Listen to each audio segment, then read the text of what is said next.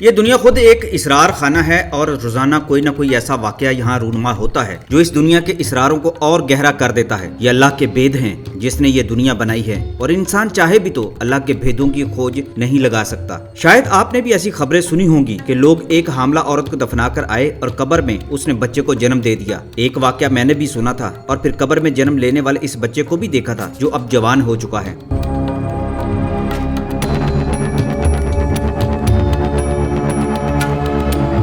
1990 کی بات ہے۔ ان دنوں میں لاہور میں نیا آیا تھا اور ایک نجی ہاسٹل میں رہتا تھا۔ ہاسٹل میانی صاحب سے 1 کلومیٹر کے فاصلہ پر تھا۔ میری عادت تھی کہ جمعرات کو قبرستان جاتا اور اہل قبر کے لیے دعا کرتا تھا۔ ایک دن میں دعا کر کے واپس لوٹ رہا تھا کہ اچانک ایک نوجوان میرے سامنے آ گیا۔ وہ معمولی سی جسامت کا مالک تھا، ہڈیاں اندر کو دھنسی ہوئی تھی، کھال بھی جسم سے چمٹی ہوئی تھی۔ لگتا تھا برسوں سے بھوکا ہے یا بیمار ہے، لیکن اس کے ہاتھ میں کدال دے کر سمجھ آ گئی یہ تو گورکن ہے۔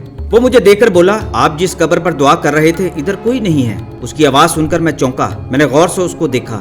تمہیں کیسے پتا؟ میں نے الجھی ہوئی نظروں سے سوال کیا۔ اس نے کندھے اچکائے اور چلا گیا۔ اس کی بے نیازی دیکھ کر میں حیران رہ گیا۔ اس دوران چند لوگ ادھر نکل آئے۔ انہوں نے اسے آواز دی، اوے رمضانی بات سنتا جا۔ وہ ان کے پاس گیا تو میں بھی ان کے قریب چلا گیا۔ کوئی جگہ بتا دے، دادا جی کی قبر کھودنی ہے۔ ان میں سے ایک نے 100 کے چند نوٹ نکال کر اسے دیے۔ اس نے جیب میں ڈالے اور انہیں اپنے پیچھے آنے کا اشارہ کیا۔ نہ جانے میں بھی ان کے پیچھے پیچھے کیوں چل دیا۔ ایک ڈھلوان نماز نشیب کے پاس چند قبروں کے پاس کھڑے ہو کر وہ قبروں کو سونگنے کے انداز میں دیکھتا رہا، پھر اشارہ کیا، یہ قبر خالی ہے۔ اچھا تو پھر قبر بھی بنا دے، جنازہ عشاء کے بعد لانا ہے، ایک موٹے سے بندے نے اس کو کہا۔ میں بڑا حیران ہوا کہ اسے کیسے معلوم ہوا کون سی قبر خالی ہے اور کس میں مردہ ہوگا۔ ذہن میں آیا کہ لازمی ان لوگوں نے جعلی قبریں بنا رکھی ہیں اور پیسے لے کر قبریں دیتے ہیں، یہ بھی تو ایک دھندا ہی تھا۔ لیکن میرا خیال اس وقت ریزہ ریزہ ہو گیا جب میں نے بڑے اور بوڑھے گورکن سے یہ سوال کیا، تم لوگ قبریں بھی بیچتے ہو؟ اس نے چونک کر میری جانب دیکھ کر پوچھا، کیا ہوا صاحب؟ میں نے رمضانی کے بارے اسے بتایا تو اس کے چہرے پر کربناک سی تاریکی چھا گئی۔ پہلے اس نے کچھ بتانے میں تعامل برتا، چند لمحوں بعد بولا، وہ قبر کا بیٹا ہے، مٹی تو بتائے گی نا اسے کہ اس کی ماں کی گود میں کون سویا ہوا ہے۔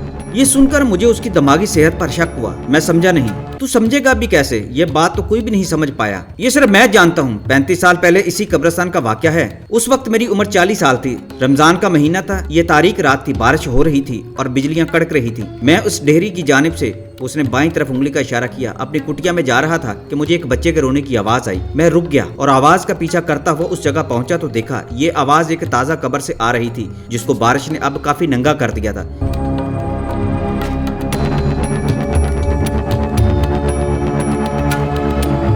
قبر تقریباً بیٹھ رہی تھی، بچے کی آواز اسی قبر سے آ رہی تھی۔ میں نے ہمت کی اور قبر کھود کر جب نیچے کی طرف دیکھا تو اس لمحہ بجلی زور سے کڑکی۔ اس کی روشنی میں دیکھا قبر میں سفید کفن میں ایک عورت آڑی ترچھی ہوئی پڑی تھی۔ کفن بارش کے پانی اور مٹی سے میلا ہو رہا تھا، اس کے اندر ہلچل ہو رہی تھی اور بچے کی آواز آ رہی تھی۔ یہ منظر دیکھ کر میں بہت گھبرایا، سمجھا کہ یہ کوئی جن بھوت کا کام ہے۔ اللہ نے مجھے ہمت دی اور میں نے نیچے اتر کر کفن ہٹایا تو نیچے ایک بچہ پڑا ہوا تھا جو لگتا تھا 1-2 دن پہلے ہی پیدا ہوا تھا۔ یہ بچہ اسی عورت کا تھا اور لگتا تھا وہ 1-2 دن پہلے مر چکی ہے۔ میں نے بچہ اٹھایا اور اپنی کٹیا میں اسے لے آیا، اپنی بیوی کو دیا اور اسے سارا واقعہ بتا دیا۔ اللہ والی کو اس بچے پر بڑا پیار آیا اور اسے ہم نے پالا۔ اس کا نام محمد رمضان رکھا، سارے لوگ اسے رمضانی کہتے ہیں۔ ایک اور بات، میں نے بہت کوشش کی کہ کسی طرح پتہ کروں کہ اس قبر والی عورت کے وارث کون تھے، لیکن جب ناکام رہا تو رمضانی کو ہم نے ماں باپ بن کر پالا۔ یہ ابھی بچہ ہی تھا مگر اسے قبروں سے بہت پیار ہو گیا۔ یہ قبروں سے لپٹ کر سوتا ہے۔ اللہ نے اس کے اندر کوئی ایسی قوت رکھی ہے کہ یہ قبر سونگ کر بتا دیتا ہے کہ اس میں جو مردہ ہے وہ عورت کا ہے یا مرد کا، بچے کا ہے یا بڑے کا۔ کتنا پرانا ہے۔ آج جب میں یہ واقعہ بیان کر رہا ہوں تو میری برسوں پرانی حیرتوں کا سفر تمام ہو گیا ہے، کیونکہ آج میں نے افریقہ کی ایک خبر پڑھی ہے جس میں اس واقعہ سے ملتا جلتا واقعہ بیان کیا گیا ہے۔ نہ جانے افریقہ میں قبر میں جنم لینے والے بچے میں رمضانی جیسی پراسرار قوتیں موجود ہیں یا نہیں۔